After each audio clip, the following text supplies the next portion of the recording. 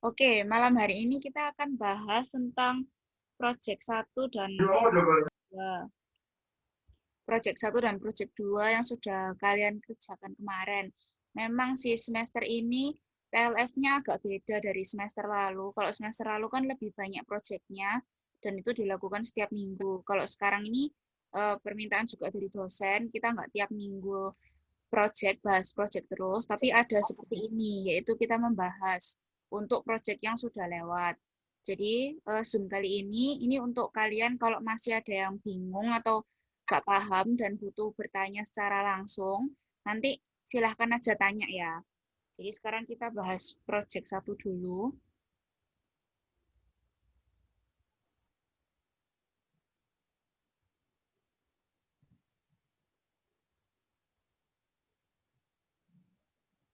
Kalau yang project 2 itu kan baru kemarin malam dikumpulkan. Jadi aku dan Giri masih belum bisa melihat semuanya secara detail. Jadi nanti kita bahas secara general aja. Kalau ini aku ambil satu contoh punya kelompok 6. Ya, sebenarnya nggak cuma kelompok 6 yang paling bagus, banyak juga kelompok yang bisa mengerjakan dengan baik. Cuma ya aku pilih salah satu aja gitu. Jadi contohnya itu bikinnya seperti ini. Cuma ini kelompok 6 masih kurang satu hal yaitu satuan CM di belakang sini. Jadi kira-kira bikinnya seperti ini. Aku nggak bilang ini yang paling benar, jadi silahkan kalian revisi sesuai dengan yang sudah aku kirim di grup kemarin. Jadi kalau OPC itu contohnya seperti ini ya teman-teman, harus seperti ini. Dan mayoritas aku lihat punya kalian udah kayak gini kok. Cuma ada kelompok, masih ada beberapa kelompok yang kayak membagi, kelihatan ya kursor mouseku, membagi ini, apa namanya, per kotak komponen tuh ada garisnya di sini. Nah, itu salah. Jadi kita OPC nggak membagi, nggak dibagi-bagi gitu setiap komponennya, tapi langsung jadi satu. Dan kalau kalian benar-benar ngikuti rekaman video yang kemarin, yang project 1, itu harusnya sudah benar banget. Karena OPC ini cuma ngikutin dari yang ada di modul. Terus itu sih, aku pesen aja buat kalian kalau ada apa waktu, terus per berapa komponen, itu harus benar-benar sama dengan yang ada di modul. Jadi nggak boleh sampai typo, karena kalian bikin project 2 itu kan berdasarkan OPC yang kalian bikin ini toh. Terus waktu kemarin itu masih ada kelompok yang nulis material tambahan itu di sampingnya tanda panah. Salah ya, yang benar seperti ini. Nulisnya di atasnya tanda panah kayak gini, epoksi di atas tanda panah ke kanannya masuk. Persis sebelum O9. Dan beberapa juga masih ada menulis amplas atau kertas gosok. Jadi bahan baku tambahan atau material tambahan yang dimasukkan ke OPC ini yang tanda panah ke kanan, itu yang nempel dengan produk. Jadi epoksi, cat, dempul itu kan yang nempelnya permanen. Tapi kalau kertas gosok dan lain-lain itu kan nempelnya cuma saat itu aja, nggak permanen. Terus kemarin juga masih ada yang naruh waktu itu persis di bawahnya tanda panah. Salah ya teman-teman. Waktu itu harus di kirinya bulatan ini dan di kanan itu penjelasannya. Di kanan ini prosesnya apa, selesai sampai sini, dan harus ada nama mesinnya apa. Kemarin juga masih ada banyak yang belum ada mesinnya. Jadi perhatikan baik-baik mesin dan waktu itu jangan sampai salah nulisnya. Harus ada di kiri dan kanan. Kayak gitu. Terus untuk memasukkan hasil dari komponen ini, misalnya C dan D, itu tanda panah ke kanan toh, masuk ke kanan gini. Nah, itu harus tanda panah. Kayak gini ya, tanda panah masuk dan harus dipisah. Kalau kemarin masih ada yang digabung, ini garis lurus gini, ya ini digabung sehingga ke kanannya cuma ada satu panah, ya itu salah. Jadi harus dipisah dua panah seperti ini. Kayak gitu. Terus hmm, ini harusnya nggak ada jarak ya. Ini harusnya full. Kotak dengan lingkarannya itu mepet letaknya. Terus S ini juga hanya S saja, nggak ada S strip 1 ya. Jadi karena storage-nya di akhir ya udah S aja dan nggak ada lanjutannya toh. Jadi nggak usah S1, S2 itu nggak perlu. Jadi cuma S aja kayak gitu.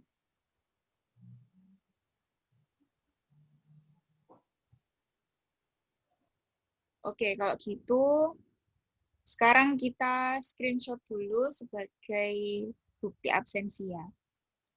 Bisa tolong open cam semua ya teman-teman.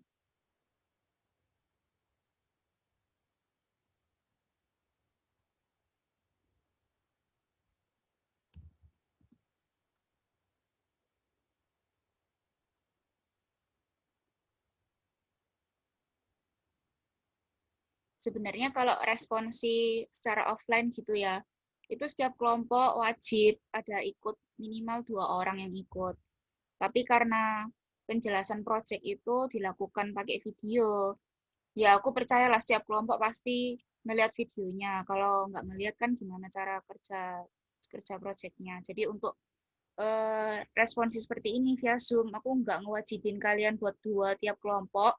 Ya, se-available-nya kalian aja, karena ini kan juga nggak sesuai jam responsi toh. Jadi ya yang bisa aja. Ini aku mulai screenshot dari halaman pertama.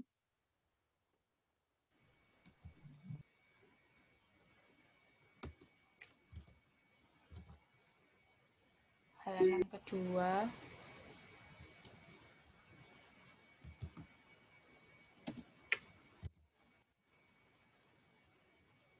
Halaman ketiga.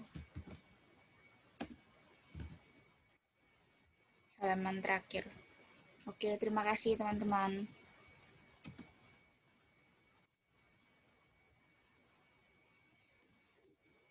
Oke, sejauh ini kalian apa ada pertanyaan untuk yang project 1?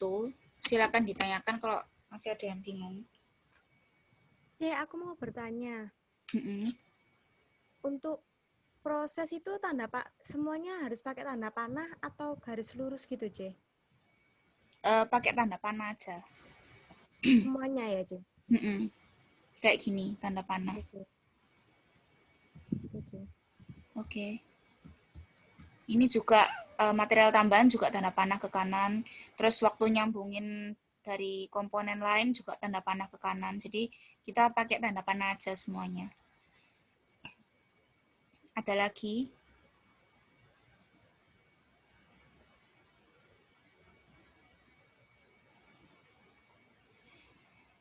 Produknya yang kita pakai kali ini itu agak unik ya. Jadi ini tuh 3 produk dijadikan dalam satu kemasan. Makanya judulnya Playbox 3 in 1. Terus sempat ada typo, aku tulis di modul itu cuma Play 3 in 1. Jadi yang betul Playbox 3 in 1 ya. Terima kasih buat yang sudah mengingatkan. Eh jadi biasanya kayak penggabungan. Jadi namanya rakitan C, terus rakitan eh, C, D, E, F, G dan seterusnya itu biasanya banyak. Tapi karena di sini itu dia tuh 3 komponen yang berbeda terus digabung jadi satu.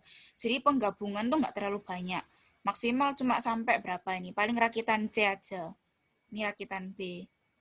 Kayak gitu. Ada lagi yang mau ditanyakan?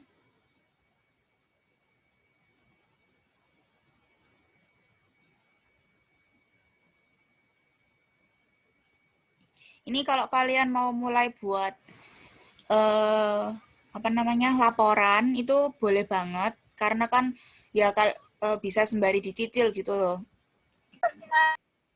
Kalau dulu emang sih ngumpulinnya harus file yang dibuat ini sama eh, nyicil laporannya itu juga disubmit juga. Tapi untuk sekarang pengambilan nilai responsi cuma dari file yang kalian kerjakan aja. File ini PDF, terus Excel dan lain-lain kayak gitu. Itu file laporannya jangan lupa rinciannya itu sudah ada semua di modul kerja. Jangan sampai ada yang kurang. Harus sesuaikan dengan itu. Kalau kalian sesuai dengan itu aja itu nilainya udah standar. Tapi kalau bisa lebih lengkap, lebih rinci, jadi misalnya fungsi OPC atau kegunaan atau tujuannya OPC itu apa, bisa kalian jelaskan dengan detail, nggak asal ngawur gitu. Oh iya, untuk mengerjakan supaya urutan prosesnya sama titik, nggak sesingkat itu, bisa kalian jelaskan lagi, yaitu pasti bisa dapat lebih bagus, lebih baik nilainya kayak gitu.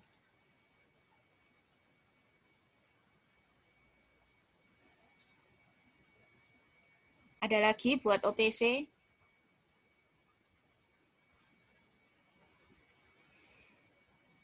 Kalau nggak ada, bisa dilanjut sama Gary.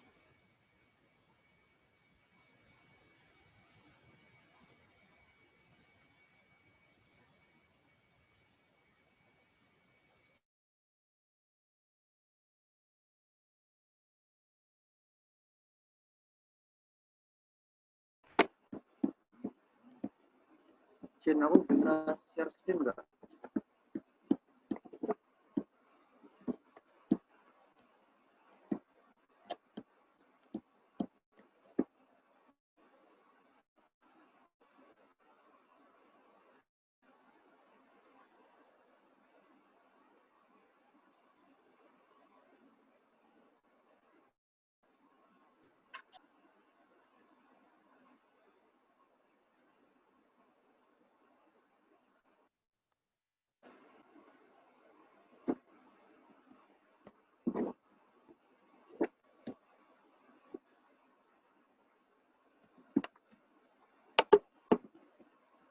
Teman-teman udah bisa lihat share screen-ku nggak?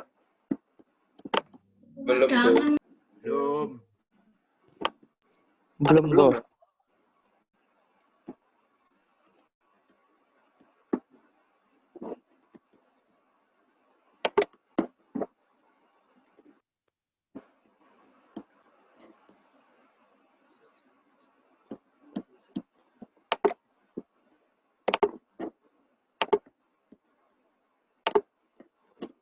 Project 2 itu intinya aku mau kasih tahu kalau output yang kalian hasilkan itu harusnya nanti 83. Jadi buat teman-teman yang ekivalensi terbesarnya belum ketemu 83, coba dicari lagi kira-kira metode apa yang cocok untuk forecast dari tahun 2022 sampai 2026. Terus aku juga banyak dapat pertanyaan tentang bagaimana cara menentukan output dari suatu proses. Jadi itu tergantung teman-teman. Tergantung pada operasi tersebut itu terjadi proses apa. Jin, aku boleh minta tolong share yang tadi OPC kelompok 6 nggak? Soalnya di laptopku nggak bisa share screen ya.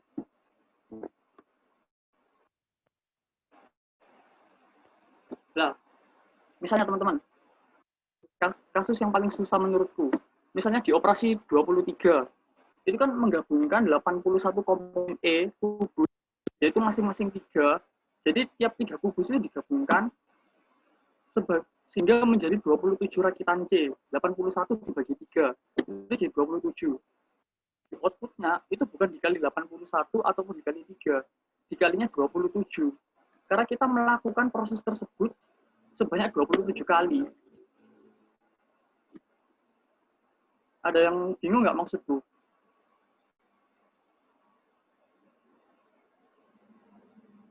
Terus untuk sendiri itu juga harus kalian bagi 27.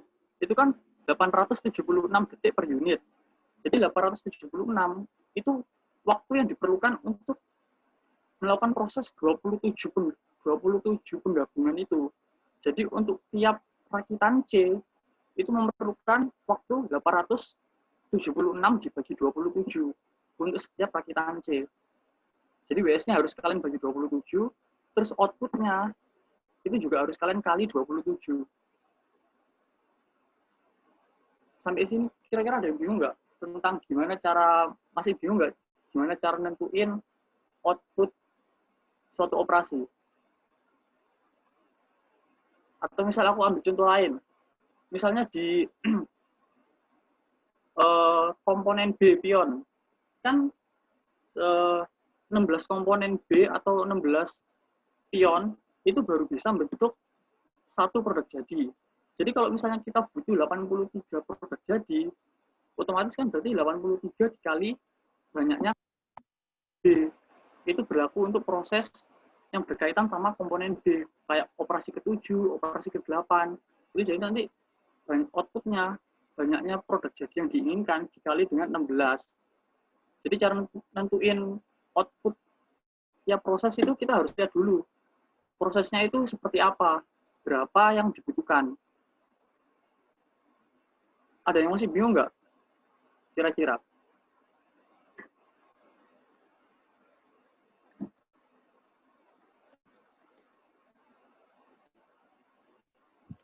Ko mau tanya, Heeh. kalau misalnya kayak O6 komponen A berarti dikalikan 2 ya, Ko, outputnya. Boleh turun nggak, Jin?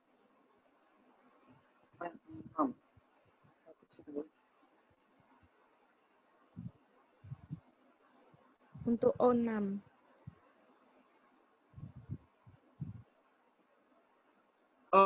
Gini, jadi di komponen, jadi ada kasus khususnya lagi. Kan komponen A ini ada dibagi dua lagi. Ada yang beralur sama yang nggak di, ya nggak. Jadi tergantung juga kalau misalnya komponen 6 melapisi satu buah komponen A persegi panjang yang telah dibuat alur di meja perakitan. Itu cuma dikali satu. Soalnya yang kita lapisi itu cuma yang bagian beralur. Kan komponen A itu ada bagian atas dan bagian bawah. Bagian atas itu yang dibuat beralur, bagian bawah itu cuma penutup bawahnya. Kan keterangannya di sana cuma satu komponen A persegi panjang yang telah dibuat alur. Jadi cuma yang permukaannya, bukan yang bawahnya juga. Jadi itu nggak perlu dikali dua untuk operasi 6. Soalnya prosesnya hanya melibatkan bagian atas. Sampai sini paham nggak maksudku?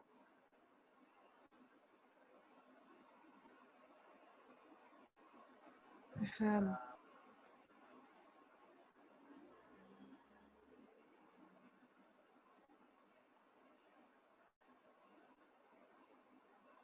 Ada pertanyaan lagi nggak kira-kira terkait project 2?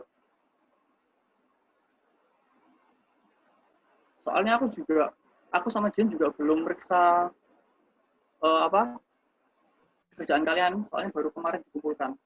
Jadi kita belum tahu juga kira-kira kalian banyak salah di mana. Tapi uh, terkait banyak yang tanya tentang bagaimana cara menentukan output, jadi aku jelasin bagaimana cara menentukan output gitu.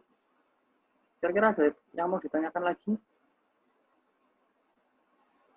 Kalau nggak paham langsung tanya aja guys. Soalnya project 2 itu kan berfungsi juga ke project-project selanjutnya. Nanti kan bakal ketemu jumlah mesin yang dibutuhkan itu berapa. Terus jumlah permintaannya itu berapa. Nah, itu bakal dipakai buat project-project berikutnya. Jadi pastiin hasil project 2 kalian itu meskipun nanti tiap kelompok itu nggak ada yang sama persis titik koma angkanya, tapi angkanya itu ya sekitaran segitu aja. Jadi kalau kalian masih bingung, masih ada yang nggak paham dari yang Gary jelasin di video kemarin, sekarang bisa ditanyain ya. Kok Hmm? mau mastiin kok untuk yang operasi 33 itu berarti 26 dikalikan ekuivalen terbesar ya? Ya, tapi gini, ekivalensi terbesarnya 83. Tapi kan terakhir ada inspeksi. Berarti inspeksi, kita kalau ada inspeksi berarti ada reject sebesar 0,5%. Jadi inputnya harus kalian hitung sendiri. Jadi ekivalensi terbesar itu untuk output akhir. Terus sebelum output akhir ada proses inspeksi di mana ada reject 5%. Lah itu berarti berapa inputnya supaya hasilnya itu dengan reject supaya menghasilkan 83 produk.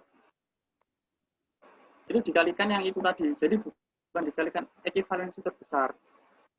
Kalian cari dulu inputnya kira-kira berapa supaya jadi 83. 5%. Bingung nggak maksudku? Bingung. Oh bingung ya? Jadi gini, kan inspeksi itu cuma terjadi di proses terakhir tuh. Oh, berapa tadi? 4 kalau nggak salah. Lah, di proses inspeksi itu kita berasumsi kalau ada proses inspeksi berarti ada yang cacat sebesar 5%. Kalau misalnya kita berharap, ini logikanya, aku mau menghasilkan produk, tapi aku tahu setiap kali aku melakukan inspeksi ada cacat 10%. berarti minimal aku harus masukkan produk berapa? 10 kan? Berarti 10, 30% cacat menghasilkan 7. Karena itu outputku 7 atau ekivalensi terbesar yang mau tak hasilkan. Lah, sama kayak tadi, terbesar 83. Dengan ada reject 5%, 0,0. Nah, berarti harus berapa output yang harus aku masukkan ke proses tersebut supaya output yang dia itu 83. Paham nggak maksudku? Teman itu. Mau tanya, jadi itu reject-nya yang 5% hanya ditaruh di O34 atau di semua O?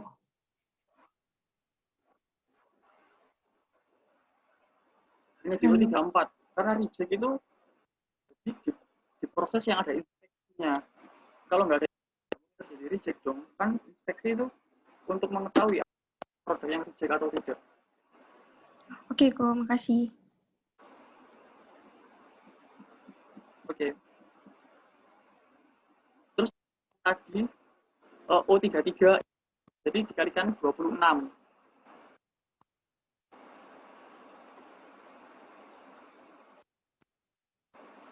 Jadi kan O3 itu memasang stiker bergambar pada 26 komponen kartu. Jadi kan kita melakukan proses sebanyak 26. Kartu pertama, kartu kedua, kartu ke-26. Karena kita melakukan proses sebanyak 20, makanya kita kali 26.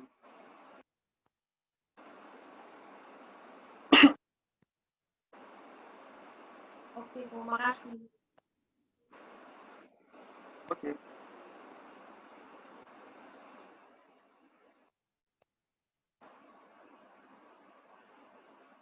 Pertanyaan lagi nggak?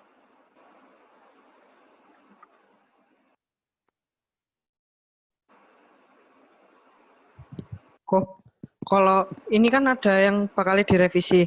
Nah, itu boleh langsung direvisi terus terakhir ngumpulinnya lagi ke ULS kapan kok?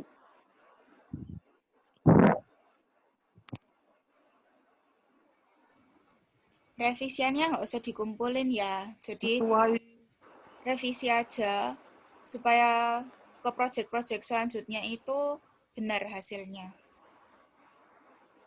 Oke, sama ini ya, aku mau memastikan lagi yang reject 0,5 hanya di O34 ya, yang ke bawah berarti enggak reject 5% toh, berarti 0 semua ya.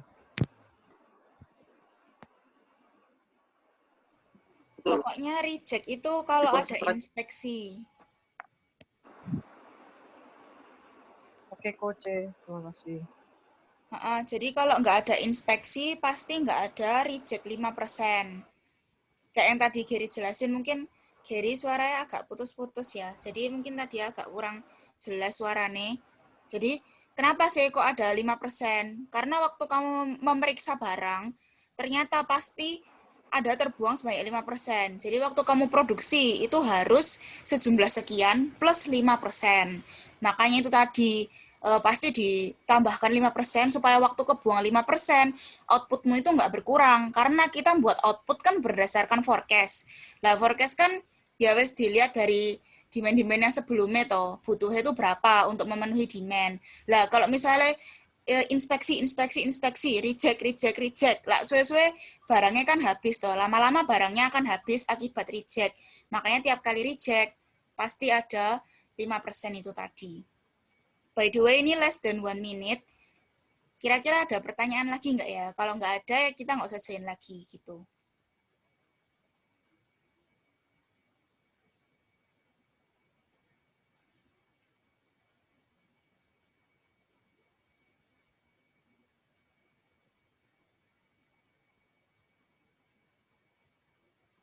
Kalau nggak ada, thank you buat responsinya hari ini ya teman-teman, sudah bisa hadir. Terima kasih. Thank you, Coach. Thank Oke. you, Coach. Thank you, Ko. Thank you, bos.